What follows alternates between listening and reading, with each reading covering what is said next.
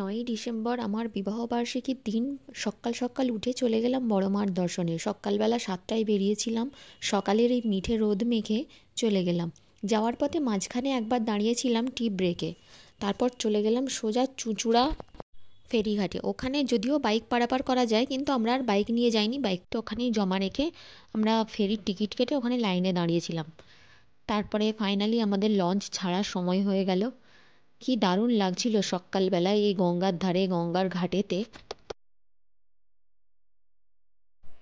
সকালবেলা এই মিঠে রোদের সাথে ফুরফুরে ঠান্ডা হাওয়ায় ভেসে ভেসে আমরা চলে গেলাম নৈহাটির ফেরিঘাট।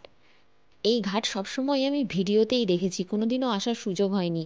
আজ ফাইনালি আসার সুযোগ পেলাম বড়মার কাছে। ঘাটে নেমে দেখলাম ওখানে কালী পুজোর সময় অনেক বড় বড় ঠাকুর হয়, সেগুলো সব বিসর্জন হয়েছে, সেগুলো অনাদরে পড়ে আছে। যদিও ঘাট থেকে মন্দিরটা বেশি দূর নয়, আমরা হেঁটেই চলে গেলাম। আর গিয়ে দেখছি তো বিশাল লাইন।